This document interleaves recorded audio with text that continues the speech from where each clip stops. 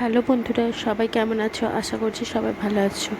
তো আর একটা রান্নার ভালো রেসিপি নিয়ে চলে এসেছি। গরম পড়েছে তো পাতলা ঝোল তো এখন আমাদের রান্নাতে রাখতেই হবে, কারণ গরমে রিচ বেশি খাওয়া উচিত না। তো এই জন্য আমি আজকে রুই মাছের সজনে ডাঁটা আর আলু দিয়ে পাতলা ঝোল বানাবো। তো প্রথমে আমি মাছের পিসগুলো ভালো করে ধুয়ে নুন হলুদ মাখিয়ে একটু দুপাশটা ভালো করে লাল লাল করে উল্টে পাল্টে ভেজে নেব। তো এদিকে আমার মাছ ভাজা হয়ে গেছে, দেখতেই পাচ্ছ। এরপর আমি আলুগুলোকে লম্বা লম্বা করে কেটে নিয়েছি। আলুগুলোকে একটু তেলের মধ্যে ভালো করে ভেজে নেব। তো আলুগুলো আধ ভাজা হয়ে গেলে আমি ডাঁটাটা এর সাথে মেশাবো। তো প্রথমে আলুগুলোকে নেড়ে চেড়ে একটু লাল লাল করে ভেজে নেব।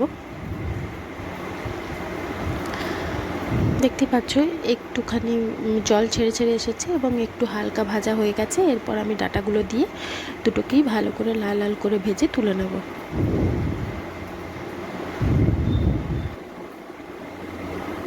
তো এদিকে আমার ভাজা হয়ে গেছে, তুলে রেখে দেবো। এরপর আমি কড়াইতে তেল দিয়ে দেবো আর একটু।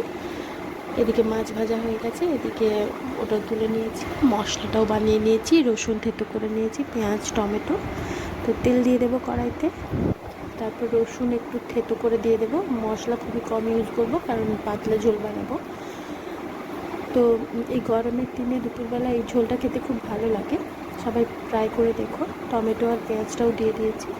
তো এটা একটু টমেটো আর পেঁয়াজটা ভাজা হতে হতে আমি মশলা একটা বানিয়ে নিই। তো আদা আর জিরে দিয়ে একটু জল দিয়ে মিক্সিতে একটু পেস্ট বানিয়ে নেব। তো এদিকে টমেটো আর পেঁয়াজ থেকেও জলটা বেরিয়ে নরম হয়ে গেছে। এরপর এর মধ্যে আমি আদা জিরের যে পেস্টটা ওটা 2 চামচ মতো দিয়ে দিয়েছি। সব মশলাই আমি কম কম দেবো। এরপর মিক্সি ধোয়া জলটা একটু দিয়ে দেবো, যাতে পেঁয়াজটা আর টমেটোটা গলে যায়। এরপর জলটা মিশিয়ে ভালো করে কষিয়ে নেব। এর মধ্যে আমি এবার কিছু গুঁড়ো মশলা দিয়ে দেবো। জিরে তো আমি বেটে দিয়ে দিয়েছি, এই জন্য হলুদ গুঁড়ো, নুন আর লঙ্কার গুঁড়ো দিলাম শুধু। দিয়ে ভালো করে আমি কষিয়ে নেব।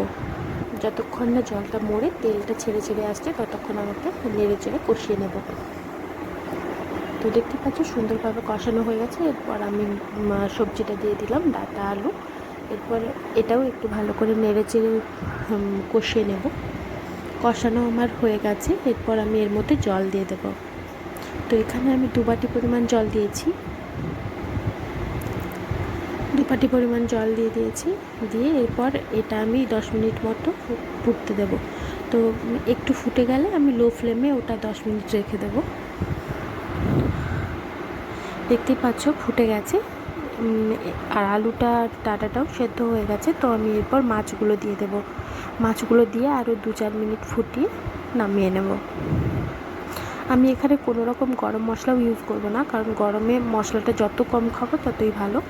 তো এই জন্য আমি এরপর হয়ে গেছে রেডি, নামিয়ে নিয়েছি। তো দেখতেই পাচ্ছ সুন্দর কালার এসেছে, আর এটা খেতেও সত্যিই খুব ভালো লাগে। তো রেসিপিটা ভালো লাগলে লাইক কমেন্ট করে দিও, আর ভিডিওটি শেয়ার করো। আর যারা চ্যানেলে নতুন